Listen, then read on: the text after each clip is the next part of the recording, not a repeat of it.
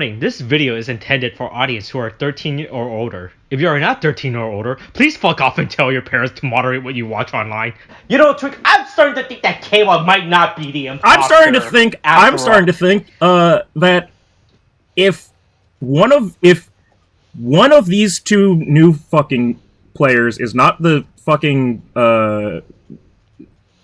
imposter, I'm going to scream. Because it's, at this point, they're actively trying too hard to convey that who's the fucking, Disaster? Yeah. Uh-huh. And if this is just all a bunch of fucking, misdirection, just, making them look suspicious simply to make it not, and then it's some convoluted thing of, well, actually, it's fucking Kawa or Ace because of the blah blah blah. And it's if fucking Nudge Sparrow isn't the goddamn, saboteur, I don't know who the fuck else it's supposed to be. Except for maybe Sai, and that's being incredibly, nitpicky on, her being just, standoffish and protective about herself. Otherwise, it's just him. It's just objectively him. He's the most suspicious motherfucker. All the flags are pointing to him, right? Oh no, he's as what the modern youth says is sus. Yeah, but the problem is he's doing it so overtly, at least in front of Kawa, that I would say he's a sussy baka. Jesus Christ. Yeah, so hey, it's Kamen Rider Geats. We're back at it again. Season 3. Episode 18. Yeah. Divergence II. Bravo. Jyamar Ball Showdown. Yeah, Season 3, Episode 2 of the same show. Oh, my mouse is not responding. All right, there we go. Oh, okay. Okay, they're okay. Hey, also, we now have, in addition to... So again, all these things about, what Geats is supposed to take influence from with, the online games and the Fortnites and the PUBGs and the yada yada yada, right? Yeah. But now that they've just leaned heavy in on the reality show aspect. I like that they're now throwing in fucking confidentials or whatever the fuck they call it, where they just cut to the they take the contestants and go, hey, let's ask you some questions. It's fucking it's also great because it, even though you could look this up just with the wiki, it does confirm people's ages and stuff. Ace is just 21, even though he's, been 21 for probably hundreds of years, but it's just the fact that all of them are taken aside to ask questions about stuff, and it's clearly Nudge Sparrow, right? It's clearly him. You're asking them all about what they're suspicious about. He's the most suspicious motherfucker. Stop. Why are you thinking? Why are you even thinking for a second that it's Kawa? Man, it's gonna be real funny by the end of this if we're both wrong about this now, right? Look, I said last time that I'm operating on the Obito principle, and I'm trying to actually not fuck myself for once, and go, if it's the obvious option, that's just what it's gonna be. That's just what it's gonna be. I stop overthinking it and stop thinking that it's some bigger play and that it's something else. It just please tell me that I'm right. The only other thing I could think of is that there's no fucking imposter and they're just fucking with them. Yeah, that's right. That's something that people are saying online as well. Is that there's actually no imposter, and that the DGP is just trying to generate artificial drama for the sponsors to watch, right? Which I think if I was a sponsor, if someone told me that there was a serial killer within the group, and then by the end of it that there was no serial killer, I would be really mad as a sponsor. You're like, hey, I was promised a serial killer. I'm gonna get my serial killer. I am the serial killer now. Right. So that's a theory that people are saying online right now, is that there isn't a disaster. It's just something that fucking Niram? No. Yes. Niram's. Oh, Niram is the head. Chiram? Fuck. I'm looking them up again. Yeah. What's the new? Okay, there's Garori, blah blah blah. Chirum, yeah, Chirum. Chirum, yeah, okay. Yeah. Mm-hmm. That's just something that Chirum was just saying to get people to create artificial drama when you're right, because as a reality TV show, you gotta create the artificial drama. I guess. Right? All right, and look, it's just like what is happening now on MILF Manor, continuation from last week's story. Oh, by the way, the premiere happened, and everyone was right. It turned out that they're hooking up with each other's kids. Yep. That's very wrong. Why? It's very. I haven't watched the episode. I just watched Twitter reaction. Right? I was supposed. I'm just gonna watch what Twitter. Yeah, I think that's probably best for your mental health, because I can't imagine watching that. Right, and then unless everyone on Twitter got together to gaslight me, right? Yeah. The reaction on Twitter now, it is their sons that are the male contestants on MILF Manor, which I think is really fucking weird. I was like, yeah, okay then. The only time I've ever, well, actually, no, there have only been a few times that I've bothered to deal with reality TV in that, like, trashy way, and it's when something ridiculous happens, like the one in the Real Housewives of, like, Salt Lake or whatever got, like, arrested by the feds, like, mid-episode, and the... Boy, if I type MILF Manor into YouTube, it does not complete the search. Yeah, wow, what a surprise. They literally made they made a fucking title for a show that is unsearchable without safe search off. But anyway, yeah, Chirum's out here fucking showing all these. He's got all these plans. Oh boy, and it's literally just Among Us. He knows the ratings. It's literally just Among Us. Who are you voting out of the airlock? And look, at the end of this, you're all gonna have a big meeting, right? You're gonna have a big meeting about this, right? It may not be an emergency. Who knows? You might not. Someone's gonna get out of the air duct. Yeah, and you might be wrong. And if you don't vote, you get kicked out too. So it's like, look, I mean, you're really that's the funny thing is, like, we said it's Among Us, but then it's like, well, that's not just part of, like, vanilla Among Us. They don't force you to vote. Like, you can abstain. This is like, you've got a fucking gun to your head of, like, you better pick somebody, motherfucker. And also, that being said, there's 3 votes for Kayla right now. They don't say who's voting for him, which I think is good. Yeah, right, which is interesting. Because they should keep it anonymous. As someone who might have something to do with elections, it's good to keep things anonymous, okay? Otherwise, bad things happen. But I'm assuming that 2 of those votes are Lopo and Nudge Sparrow. The third one, I bet, is Ace. Because there's no way Kay was voting for himself. Boy, I was gonna say, do you think Kay was stupid enough to, like, was like, hey, what happens if I press my name, right? What does that do, Like, I see my name, I'm gonna press my name, right? I will say, they just revealed that they had the function for it. Well, actually, wait, when do they show Kaywa's standings on the vote? Is that the beginning or later on? It's like, no, it's later on. I think it's like after the first ball game. Okay, after the first round of them playing Jyamar Ball. Yeah. Yeah, we'll get to that later.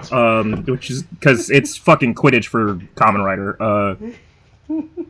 But yeah, I've got to assume that it's Ace, and he's doing it as a fucking, like, misdirect. That's the only, because you can change it as many times. You can change your vote as many times as you want. So if he votes for Kayla now, he can just change it later when he puts his final vote in. I don't think because at this point, Ace and Neon and Kayla know each other enough that Neon, I get it, she's impressionable, it's whatever. Ace is out of the main 3, Ace is honestly the one most likely to betray them, like, for his own purposes. Yeah. So, there's no way Ace is going... And, oh, wait, hold on. That actually... The person voted out is kicked out regardless of their role. So, Ace could be voting for Kayla, or someone could be voting for Kayla just to get him out of the game. Like, because that is... Look, this could be classic Survivor tactics, right? That's... I was gonna say that Ace knows that Kayla isn't the traitor, but even if he does know that, he might still be picking him just because he wants to kick him out. I stopped because I was like, oh yeah, Ace is gonna change at the last minute and like pick the right guy, and I'm like, or Ace just wants to watch Kayla get kicked out again. I mean, but also Ace knows that Kayla's like the most easy manipulated within the group. Yeah, why would I get rid of why would I get rid of like the person that I can most easily I'll take care of him when I need to take care of him. I don't need to worry about right? Like he's like the least threatening person within my, so I'll keep him along, right? There's no reason. Which again, that feels like easiest target. That feels like Ace wouldn't pick either Neon or Kayla like for that reason. So. But he's the only person I could think of that would be the third person that voted for Kayla. Or, like I said, it could be Kayla voting for himself because he doesn't know what the buttons did. He was like, oh, I'm going to press my name, Please vote. Oh, I'm Kayla, so I need to click on my name to vote. Yeah, I'm going to vote for myself, Okay, so hold on.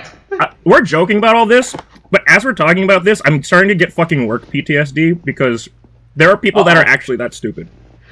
There are people that are actually like, where's my, why isn't my name there? It's like, because it's an anonymous ballot. Well, what's this barcode mean? The barcode has nothing. It's just a ballot type. It's just a number of it's the kind of ballot that you have. It's not, well, I don't know if I think this is, if it's on paper, it's not secret. I'm like, that's not how anything works.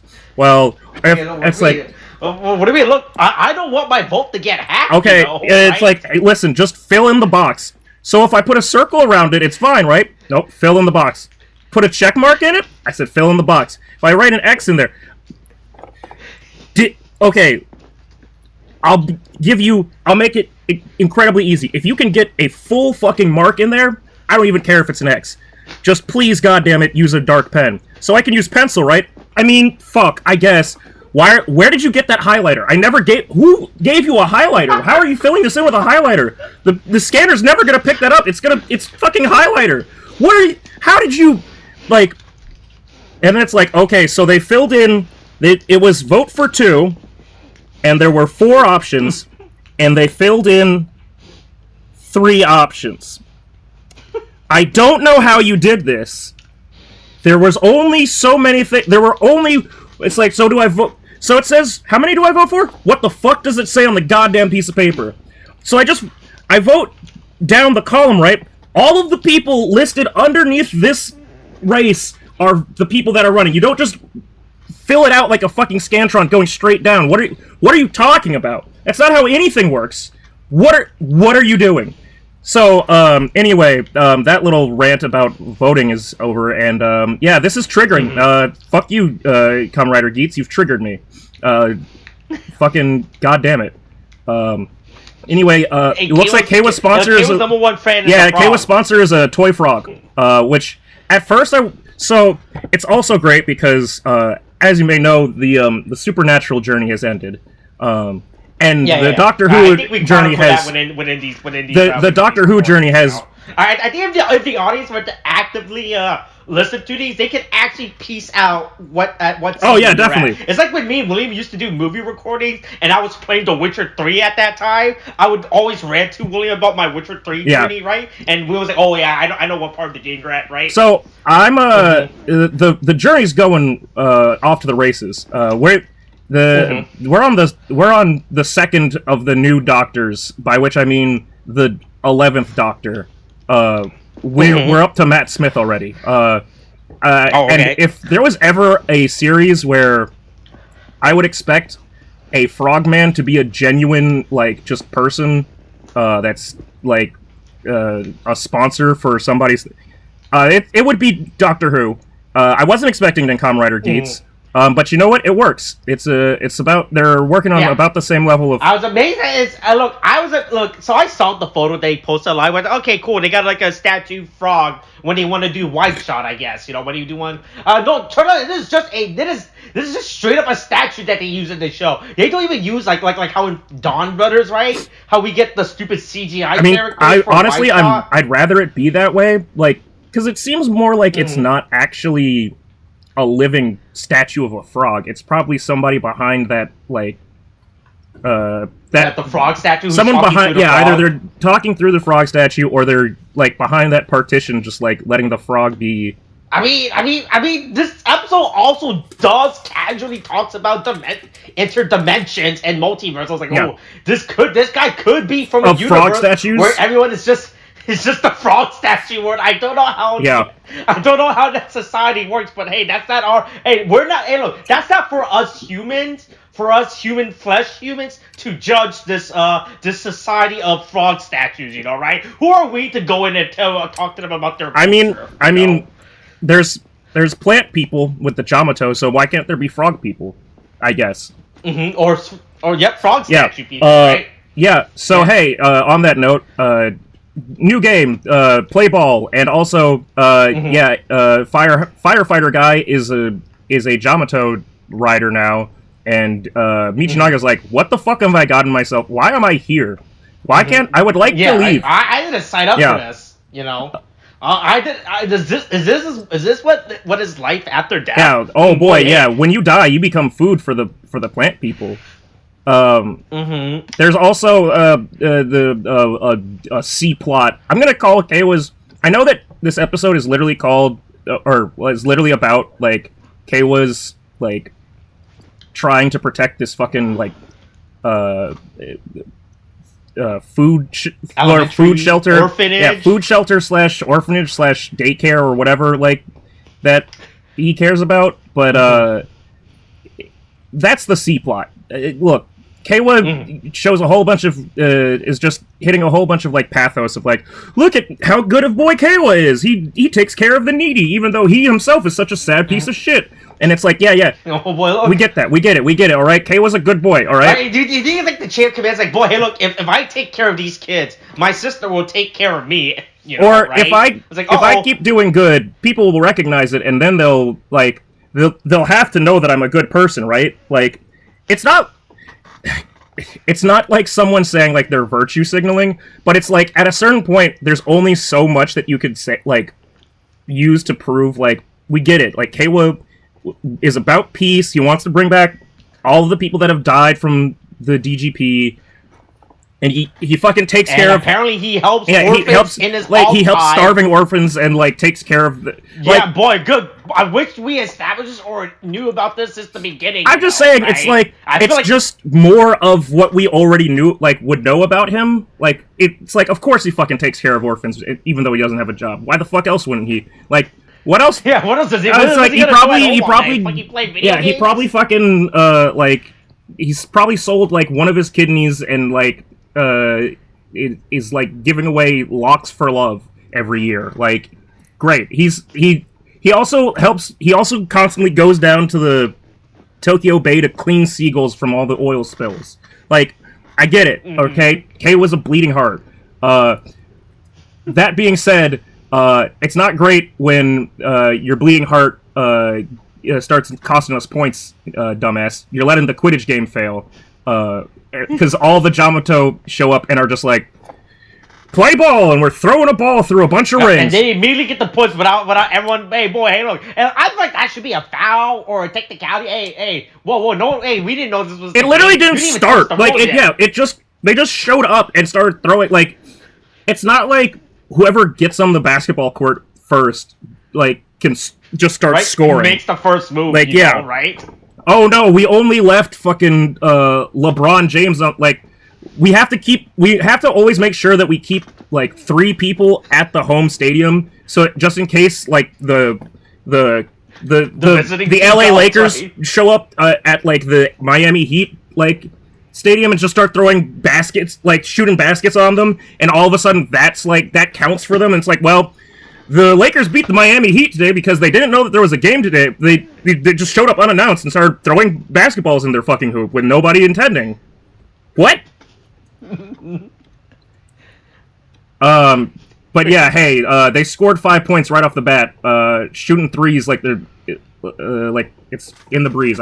Whatever the fuck the song lyric is, I forget anymore. Yeah. Look, explain. If you get a close throw, you get 3 points. Yeah, but they also if it's a far throw, you get 5 points. Yeah, but they don't explain that until they fucking score the like. This is such a fucked. Right, that's the thing, right? That's the thing. Do you think they didn't explain it, or someone didn't tell them? Or do you think that? So this goes back to like, right? That like because was I think Nudge Sparrow is like the guy that says, "Oh yeah, I read the rules." Yeah, I'm right. I knew. Yeah, I'm a genius. I know all the things. I'm the king of games. Fuck you, Nudge Sparrow. Mm-hmm, right, like this is an episode that confirmed that started raised my suspicion about him being the disaster because like it seemed like he was like out of everyone he would have known about these rules first. He just purposely just didn't. Oh yeah, the other thing is he says that he knows the rules. Here's the other part that I think is like a dead giveaway, right? When the whole disaster thing is brought up, he says that Ace like has family on the staff. The only people that know that outright are Kawa and Neon. Unless we're meant to understand that he at some point trusted Nudge Sparrow in the previous game enough to like talk to him about his family issues. Maybe Ace and Nudge Sparrow, they go far back, you know. But that just lets me know that he has inside information, and this only continues to prove it that like other players aren't privy to, which would mean he's a fucking inside man. Like, that I would think that that's what he is. But hey, right. Fucking everybody's transforming and it's time to play ball. Hey, play ball. Hey, a lot of good shots. There's some interesting stuff with Lopo. It is Lopo, right? Yeah. Yeah. Because it's like Lobo, like a wolf. Ooh. But anyway, yeah, there's a lot of like good, I guess, parkour shots. I don't even know what to call it, but yeah. Tracking shots, you know, right? Lots of like ball, like following the ball motion and like. Yeah. So it's pretty cool. Very like, and it's smooth. You know, it's not like too fucked up and jarring. But you know, teamwork only makes the dream work so much, and 3-pointers are have to be launched from outside the white line. Which boy, look, there's like not even an indicator. I'm not sure how anyone's supposed to, right, indicate where, because at least on like a basketball court, you know, at least they put indents like, hey, if you shoot from this past this area, this is 3 points. It's also right? only like, you only can tell if you like bump into the little like barrier field, and then you have to like walk back and like approximate. Like, if I were honestly any of them, including the Jamato, honestly, I would just, like, make a scratch at the point, like, just walk up to it, make a scratch in the ground, or, like, slash at the ground, shoot the ground, fuck it, I don't know. And then just be like, that's where I have to stop. Use some dead bodies, you know, right? And anything to mark it, right? And anyway, Kawa realizes that the Rook Jamato is this guy that we don't remember anymore. The firefighter from episode 1. Which, Daichi Suzu. So, hey, fun actor fact. Yeah. This guy used to play a Sentai character cool. He in escaped. 2013. Yeah. He went from doing Sentai to Kamen What a Rider. twist. So there you go. He played the Blue Ranger in the dinosaur season. He played the Blue Ranger in the dinosaur season? Wow, that's fucking descriptive with all the goddamn dinosaur seasons. He played Koryu Blue from not Zoo Ranger. The English adaptation is Dino Charge. The Japanese name is fuck. I knew this. Koryu Sentai. No, is it? Is that Zoo Ranger? Fuck. No, that's the animal season. Boy, I'm gonna look up Dinosaur Sentai. Or you could just look up Dino Charge. Koryuger. Okay, there he goes. Koryuger. It was the season where they dance, where they had to do a little dance before they transform. Cool. Yeah. Anyway, yeah. So that's your fun actor factor. Right, yeah. Hey, look, everyone's playing ball except for right? Kawa because he's playing. He's having his emotions played with. Yeah. He's getting distracted, you know, right? Hey, boy, it's shown that Keiwa was not raised did not grow up in the 2000s. He didn't watch the Disney Channel as a kid, and then watching High School Musical, you know. He doesn't get his head in the game. Right? Well, here's the thing, right? Is I really doubt that for Archimetal, this is even remotely part of his plan, is like to play the emotional heartstrings. He's just using resources to make stronger Yamato. But this is paying him back in dividends right now. Like, it's a totally unintended, like, benefit that he's getting out of this by, like, oh yeah, well, I could guilt trip them into knowing that they're killing people that are dead. The other thing is, they're already dead. So here's another question. So Keiwa wants to revive these people. He wants to revive everybody that lost in the DGP. Look, he wants to shout Hey, look. Dragon Ball, make me a wish. Dragon Ball, don't be a fish. But Keiwa is... So, one, if they get turned into Yamato and then they get killed again as Yamato... I mean, I don't think they're getting turned. I think it's the core ID. Well, okay, right? the core ID. That's. I guess that's true. Right, because the theory is that the core ID is like a little like USB, and it has all of their memories and like personality. From at least it has their memory from the DGP, right? Like, hey, look, it's like how your work computer only has your work computer data on it. Then at home, that's where you put all your Netflix and all your dangerous search results. Yeah, like MILF Manor. You know that you don't want people. Yeah, right. Hey, don't search up MILF Manor on the work computer. By the way, you might get a also, call. I can't imagine that MILF Manor isn't a fucking actual porn title. There's gotta be, right? I'm not going. I'm not looking it up, but I'm sure. Oh, you want to get someone there? No, I don't need. Look, I've already got enough. You want to get a neutral third party? I've already got enough suspicious activity just because of the way in which I'm able to watch my tokusatsu. I don't need it to fucking gamble with anything else. So anyway, the second thing is, right, forget about whether or not if they die as Yamato, they die for good. Keiwa's whole goal is to revive everybody. So what the fuck does it matter if he fights them? Yeah. He's going to bring them back anyway. Right?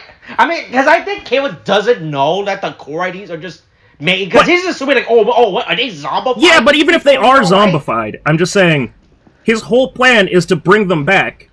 I mean, yeah, they'll come back, right? Like does he think if he kills them again when they're dead, they'll be killed for real? They'll be extra dead? They're already extra dead. Right? They've had their fucking existences wiped off the fucking face of the earth.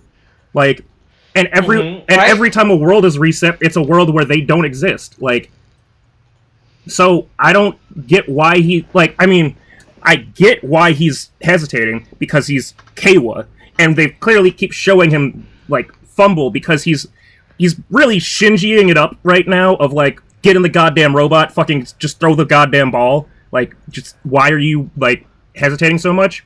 Stop complaining. But, like, if he just took, like, a second to think about this, it wouldn't be that big of a fucking deal. He'd be able to, like, go, okay, but he's, like, but I can bring them back, so I guess I have to kill him. Oh, well. Like... Right, and he knows that every time you do a wish, it's a brand new war beat. Like, it's not like he's saying, like, the current timeline, right? No, he's creating a divergence in a path. Yeah. Right? Because that's how right? Like, this is, like, straight up, like, a new alternate timeline that's being created every single time that they do the wish, right? So he's like, oh, man, it was like... It's like, look, look. Sometimes you guys gotta put them down, you know, right? Look, just take the shot, you know? Yeah, just pull the trigger. Anyway, apparently Jin can just fucking walk. This is... Okay, so, again, going back to the whole thing about the dimension stuff, right? So, this is almost as... Because they've actually done a better job, I guess, in introducing the sponsors and, like, the extra-dimensional aspect of the DGP, this isn't as jarring as when fucking Tassel just showed up in real life for the first time. But this is almost on the same level of, oh, I guess you can just fucking come over here whenever you want, huh? Yeah, you just entered the game. Yeah, and also he's paid somebody to make his own Kamen Rider Geats fan magazine. for him that just covers all your favorite information, or Yeah, and then he somehow has all their personal information as well. yeah, You know? and Right? even though he apparently got this photo of Ace when he was in the elementary school, which is super not problematic. And also, there's something saying that like Ace has a different mother, which he could have two moms, which would be a fucking crazy twist for Kamen Rider. But it's just like, hey, that mom could go on Milk Manor for all we know. That might be where Mitsume what is it? Yeah, Mitsume might be on Milk Manor. You never know. Right. But it's I don't get what like. Oh, that was what I was thinking of. Fuck. So, Jin's response to it, right, about who they are and why they have all this information, is that they're like travelers looking through different dimensions, right? Or tourists traveling through dimensions. Yeah. Well, William's not here. But what does that remind you of? Right. I've never so aggressively thought, please don't bring Decade back in. Don't bring Decade back into this. We don't. I think the kid has other problems. He's trying to get his goddamn motherfucking money. Right, yeah. Right. As we know, Toei doesn't pay him enough, so he really needs that money, right? He's like, oh boy. But like, right? It's funny that it's.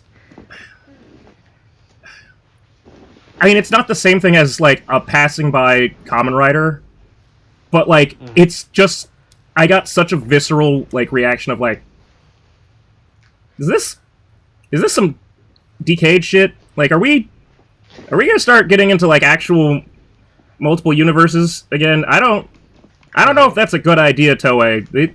You haven't lost me yet on Geats. Don't fuck this up. Right? Don't get too big with your concept, right? Yeah. Right? Keep your concept simple, The audience needs to follow. Don't add new elements that the audience wasn't expecting, right? Right? Don't introduce like two more characters when there's only 5 episodes left of the show. Don't get me started. Okay, look. Okay, there's 4 episodes of Dawn Brothers left, and there's 5, 6 fucking. There's a 5th and 6th fucking member of the Cerebrans. What? Ooh, you bastards! Ooh, you bastards! Ooh, you bastards! How dare they? How dare they? I was just starting to go.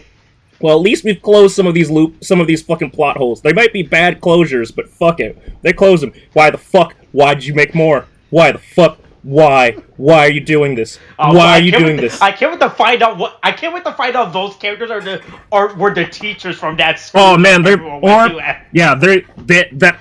helped fucking that were accomplices to the bully. Jesus. Oh my god. Anyway, hey. Yeah. So Neon and Lobo does a little. Yeah, it's a little bit of. Hey, teach me how to play. This is a classic survival tactics right here. Right. Let's. Right. If Lobo is the imposter, right? This is how you get someone on the vote. Yeah. Right. Yeah. You should vote with me because you should vote the way I'm voting. Yeah, because we're girls. Girl stick power, together. Right? Team ass, as they say in Survivor. Right, and then boy, hey, I really hate was it Daichi? No, whatever the fuck this character's name. Boy, every time we see his fucking ponytail, it's so off-putting because I keep forgetting it's like such a he has a regular haircut. And then he just has a ponytail. Like, this looks good. Like when I saw it, I was like, okay, it's a whatever haircut. Yeah, it's like a typical, just like straight bowl cut. Like, okay, it's pretty boring, but whatever. And then he just turns around and you go, oh, Jesus Christ.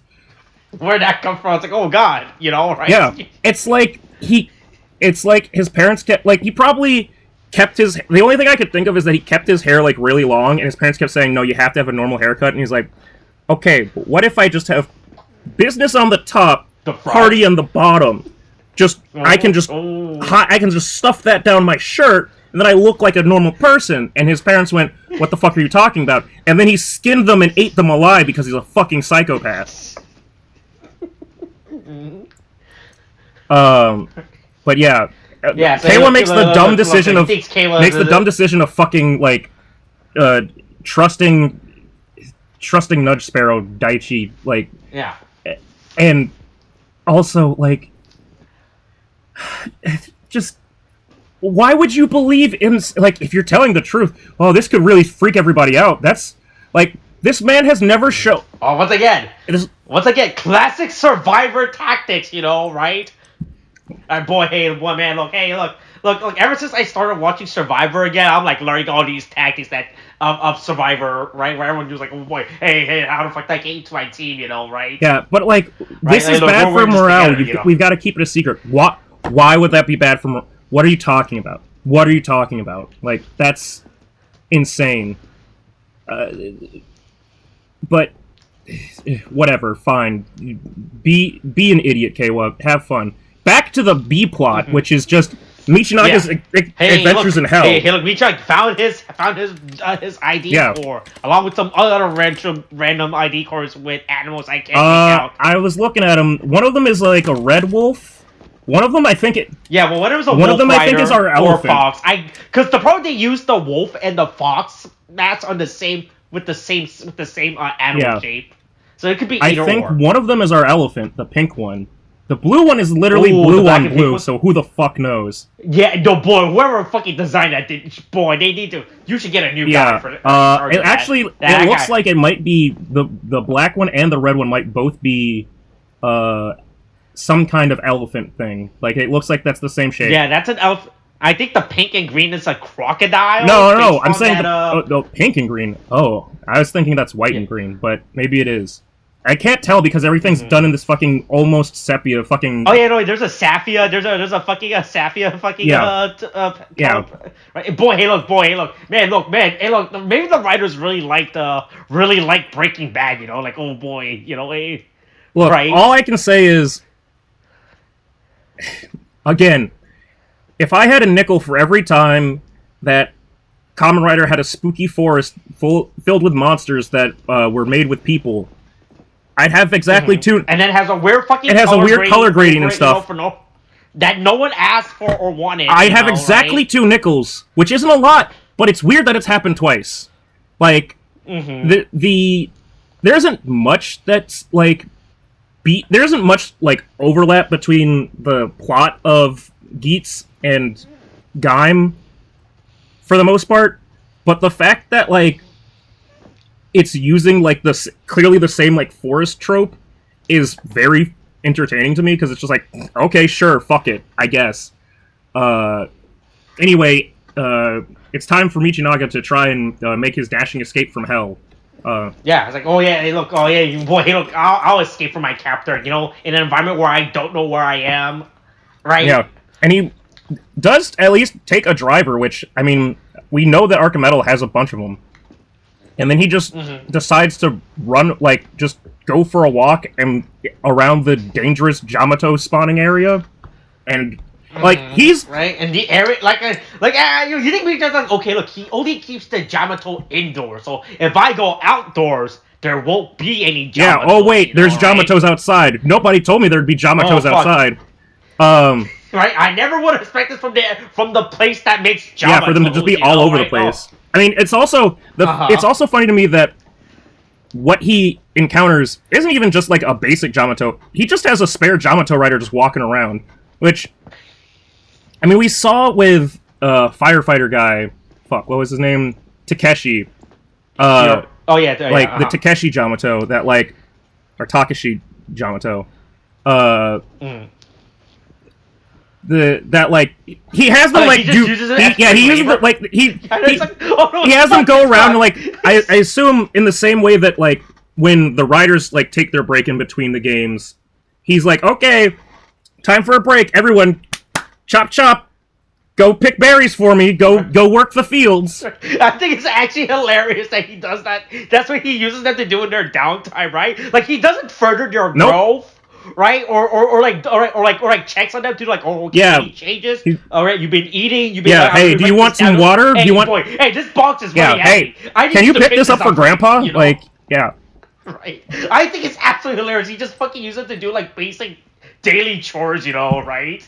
Like, oh fuck, boy, hey, man, look, man, my fence needs a new coat of paint, right? I can't look this. I can't go outside. It's too hot for me. I'm an old man, Have you not read the news? Can you right? come get a fan and fan Grandpa? It's hot out here.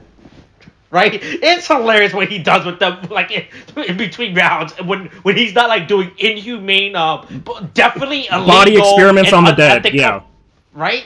If you ignore that, if you ignore all of his illegal stuff, he's just a simple old man. He's just trying to get some. He's just trying to get some help around the house. Yeah, right. It's real funny. But yeah, fucking. Yeah, this is a fucking Jyamar Rider. Jyamar Rider just wandering around, so Azuma fucking decides to take a gamble and just force smash his fucking core ID to work, which has famously always worked out for anybody in Kamen Rider, that when they try to force, again, talking about comparisons to Gaim, yes, nothing goes wrong when a rider tries to use a busted-ass belt. And in this case, it's not the belt, it's the core ID. But, like, nothing ever goes wrong for a rider using a broken part of their system and forcing to use the powers of the spooky forest. That never goes wrong for anyone. Yep. Anyway, Azuma he shows up and somehow manages to beat a Jyamar Rider. Look, he is too angry. Look, his look. He's like, oh boy, hey, look. Hey, look, remember, the Jyamar Rider is not stuck in the forest with the Jyamar Riders. Yeah, the Jyamar Riders are stuck with him. Yeah. Hey, right? Look, you mess with the bull, you get the horns, okay? Boy, hey, real quick. So there's been some people talking about him now that he has the Jyamar Rider, about how his design should have changed, and I definitely agree. Right, he should have like a broken horn. I mean, he does have a broken eye. I mean, he does get like green. No, but his left eye is cracked. I mean, yeah, but I know it's not much. I'm just saying that there is something. Yes, I agree. Yeah. It's right, like they should at least broken at least one. I definitely agree that should have been one of the horns should have been broken as well. Because some people have done like concept arts on how it looks. Like it looks way better with his one broken horn. It makes it look way more cool. I mean, what's interesting though is he then after he Also, let's go back to this again. He on entry form single-handedly beat a Jyamar Rider. By himself. When they were first introduced, it was like, holy fuck, how do we beat the Jyamar Riders? They're so strong. He did that without any fucking enhancements. He just sheer anger and fucking like Black Widow leg lock is able to take him down. That's fucking ridiculous. I understand that eventually like everything gets kind of power crept out in Kamen Rider. The Jyamar Riders are stronger than the regular Jyamar and like stronger than the like Rook and Knight Jyamar to an extent. Yeah. But the idea of it being like, okay, Azuma probably could have taken one out by himself this whole time without using even the zombie buckle is like, well then why didn't you do that? What? They're not... Are they... Why are they... That was easy, I guess. Anyway, so then he gets to steal the fucking Jyamar buckle. And, hey, this is where it gets interesting for me, personally. Because just in terms of, like, how the Jyamar buckle works with the DGP belt, or the Desire Driver, right? So, we've noticed from the beginning, like, okay, so they have an empty slot. Theoretically, they could use one of the raise buckles regularly. But also, it's on the left side, which normally is used for the leg, like, form of the raise buckles. And then when Azuma uses it just now, he puts it on the left side, and it works the same way as it does for the Jyamar Riders. What happens if you flip it to the other side? Does it go to legs? Like, or is everything reversed for the Jyamar? I would like to see a point where a Jyamar Rider, maybe it'll be Azuma, but somebody fucking, like, takes a raise buckle and the Jyamar buckle and puts them both in. I want to see what happens when because the Yamato buckle being on the left side, taking up the top half of the suit. Yeah. If they combined it with a Ray's buckle on the other side. Yeah, well, what's the law, right? You're like, how does this work? Which, right? It's like when you put oil and water together. Which one is? Boy, this is that's. Or when you right now, it's like I am breaking a lot of laws doing this. Right, this is right. Or when you put two magnets. Or like if you put like a cape on a character, but you have a big ass sword and you just see the sword like clipping through the cape. Like, is it gonna be like that? Right. So and then and back to what we were talking about, interdimension. Hey, look, this might not be Japan, it turned out, you know? Or is it future Japan? Or... Ooh. See, the other thing that I'm thinking is that, like, every one of the worlds gets, like, sent here to Archimedes' dimension or something. Uh-huh. But maybe it's more like the world's already, like, died once, and they're, like, trying to get a point where they can have it back to normal. I don't... Like...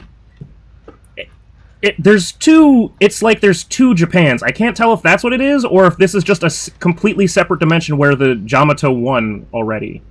Like, This is...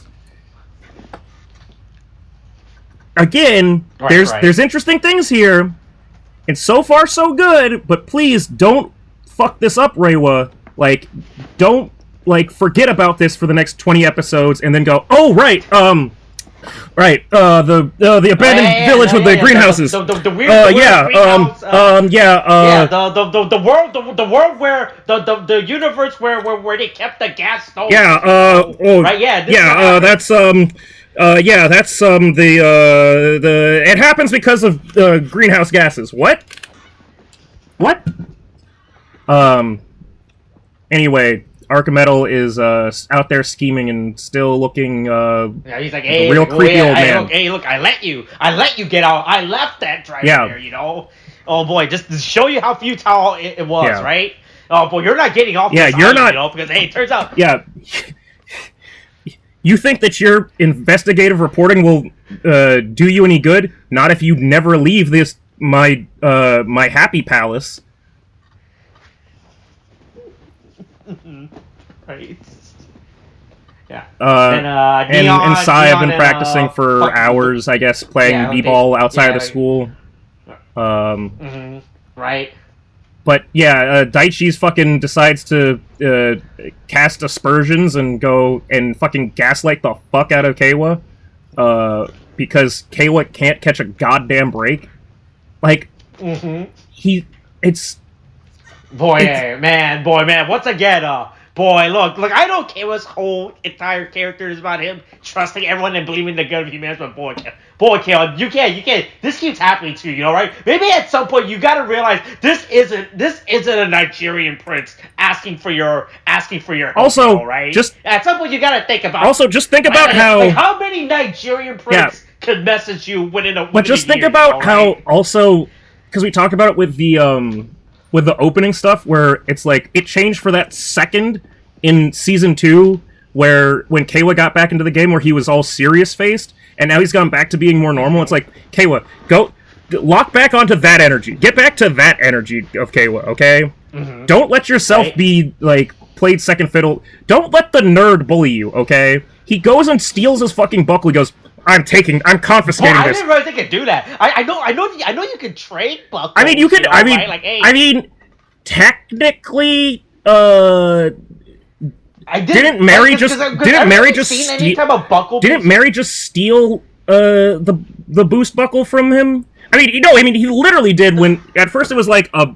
Didn't Keiwa just? No, at first it was like a thing of like he gave it to him, and then they said, okay, whoever can run for it in the middle of the sand, we're going to put it in the middle of the sand, each of you take 10 paces, and whoever runs and grabs it first gets it. And then Keiwa grabbed it, and then Mary grabbed him, and then Mary threw him on the ground, and, like, Keiwa kept trying to hold on to it, and then Mary yanked it from his... Like, he basically... Keiwa is the kid whose sandcastle gets kicked over, like, at the beach, except he's 22! Yeah. Okay. I wasn't sure if you could just willingly just take someone's. I mean, it's like the thing is that we haven't had, because of the setting of, because of them being forced to like actually cohabitate. That's never really been as big of a concern because they're only like in a sort of like passive, like vulnerable state for a few minutes, hours between like rounds of a game or something, unless they go and find them outside, like after the game or like outside the DGP, which is possible. But like that, no one's ever like gone and committed like grand larceny to go steal their raise buckles, like to break into somebody's house. And definitely they're not going to do it to fucking Neon because she's got a mansion with 2 bodyguards and a dad that's fucking apparently part of the sponsorship.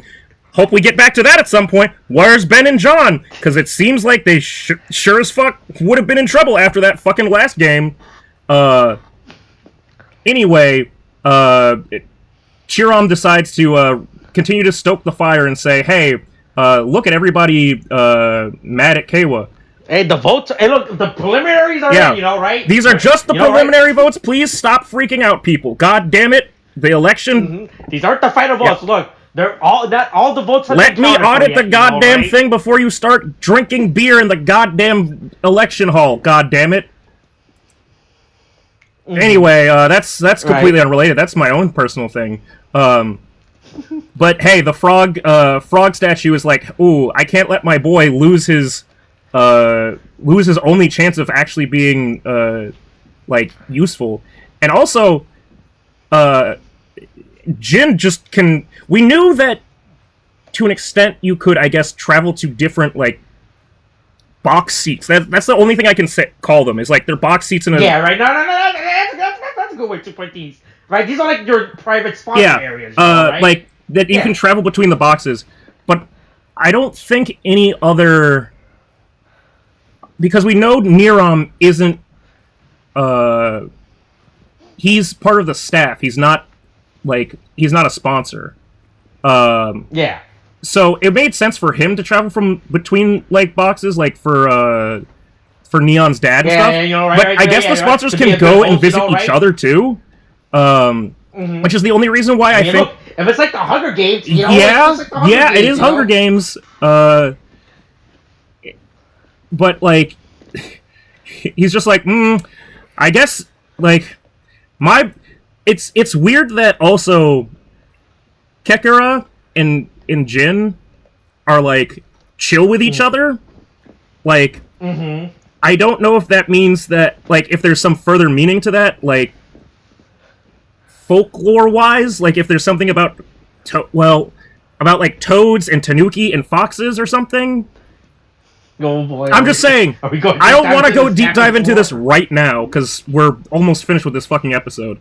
But, like, it seems like there's some oranges there, Tariq. Would you think the oranges? Hey, look, the only time I've ever seen oranges on a frog, it was on one of them, and that card made everyone real angry, for the longest time, right? Look, all I'm saying is, oh god, what was that old, like, fable or children's story about the frog and... Oh, there was Frog and Toad, the book series. That's not what I'm thinking of. I'm gonna look up frog fairy tales. Okay. And I don't want the princess in the... No, not the frog prince.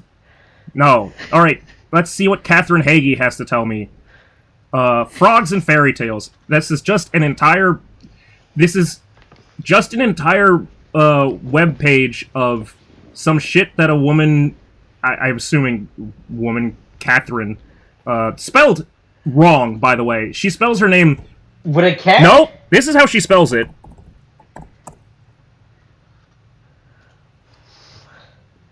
Boy, I have never seen Catherine spelled like that before. And I played that game where they had 3 characters named Catherine. Yeah, I'm just trying to find...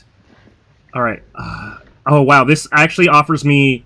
Okay, so this is talking about the use of frogs in fairy tales, not actually a list of frogs in fairy tales.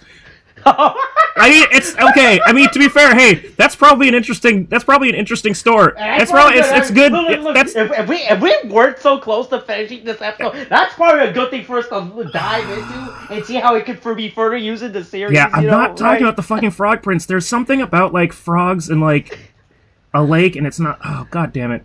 Not the frog. Oh, thank you. Oh, frog. What the fuck? Okay. Oh, is this? Am I on Pittsburgh? What the fuck? Hold on. Can I find the Pittsburgh University of Pittsburgh? Like it says sites.pitt.edu. I think I'm on a school website now. Okay. The enchanted frog, the singing frog, the wonderful frog, the Froghorn Leghorn. Nope, you know? that's Foghorn Leghorn is a chicken. Once upon a time, a widow was in a bucket of well. The girl took a bucket, but then she came. Nope, that's not what I'm looking for. Well of the World's End, Made in the Frog. Nope. Frog Gentleman. Nope. Oh, there's a lot of things about frogs trying to fuck women. That is real. This real weird. There's so many frog princes. A frog for a husband. Why is everybody trying to fuck frogs? Or why are all these frogs trying to fuck people? There is a Sri Lankan and Korean frog, essentially frog prince, like, parallel. How often are people trying to, like, batten off frogs that are trying to fuck them? Okay, whatever. All I've learned is that frogs are incredibly horny, so that's not good. That doesn't bode well for, Kawa. Anyway, his frog master, his frog daddy. I'm calling him Frog Daddy now. That's what I'm calling him now. It's Frog Daddy. Frog Daddy sends him the command twin buckle, which I mean, but he has to finish a mission first. yeah, save the children. I'll make it. I guess I can make secret. I can make secret. Tasks? Yeah, tasks for my like secret quests for my like. Do you guys get like a set amount that you're allowed to do, or could you make it like secret mission clear? You walk 3 steps to the left. Oh, look at that, a magnum buckle. Like, well, what's the rule regulation on this? Like this all this has to be approved, you know, right? I guess Miram is probably. I guess if he's the executive producer or whatever, he's chill with it. Anyway, it's real sad when the writers go back in at first, and after we finally got into a point where everybody has like a full like raise buckle form, Kawa's right back to square one where he's just like, God damn it, I ain't got shit. But they're all working perfectly in sync. Wow, real good teamwork. Keep up that ball play, guys. And then Kawa goes and saves the children. And apparently is Spider-Man and has Spider-Man strength. The power of the power of a Tanuki in human form. But he doesn't save them with his giant scrotum, because that will get you arrested even in Japan. But yeah, he saves them he saves the kids, gets the command twin buckle, and he decides boy, hey, look, he's still getting played. Yeah. Oh boy, look, you're most. You gotta get over this.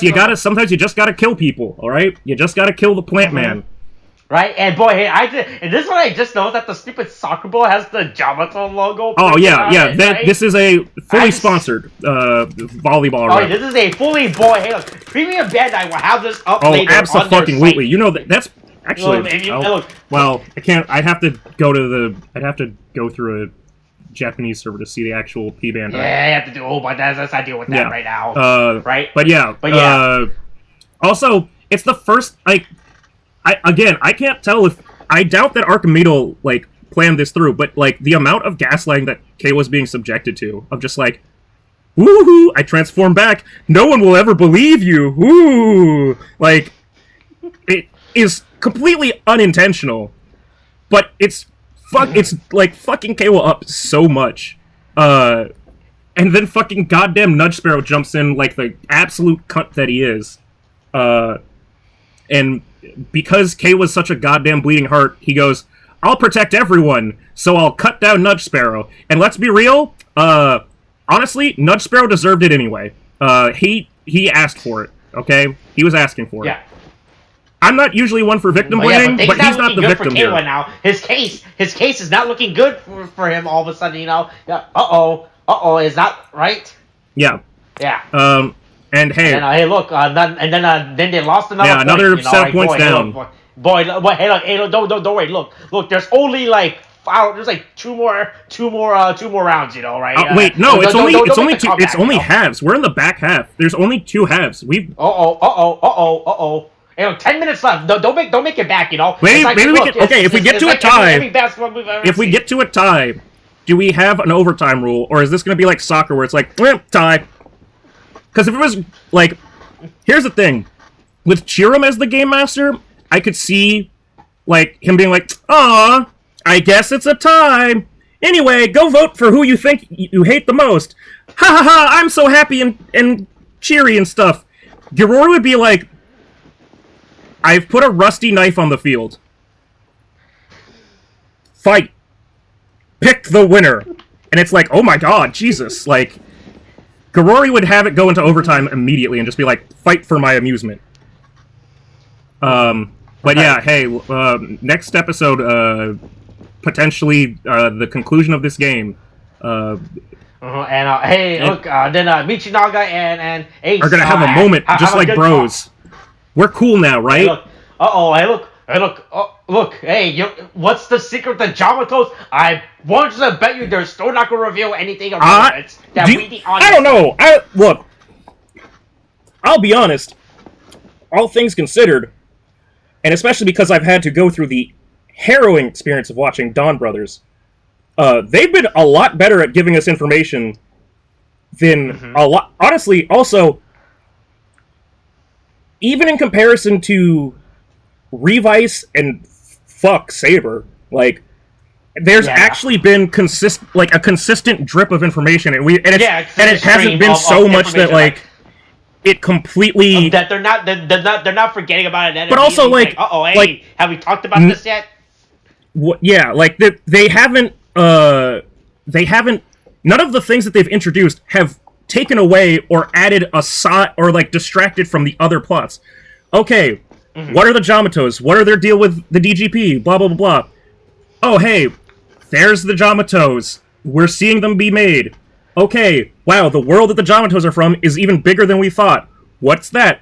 We're not like going, here's the Jamatos. Anyway, here's some dude out in Kentucky, like, taking a shit in a fucking field. He's the new bad guy now. What? Why is he... What are you talking about? Go back to the Jamato. We'll get back to that later. Why? What are you talking about? Anyway, maybe Keiwa's balls drop next episode once again. Just like a Tanuki should. Alright. Is that ready? Yeah, that's how I'm ending it. Alright, Coronavirus is still a thing. Watch his Rugrats get your shots. Booster's a thing now. Okay, thanks, bye.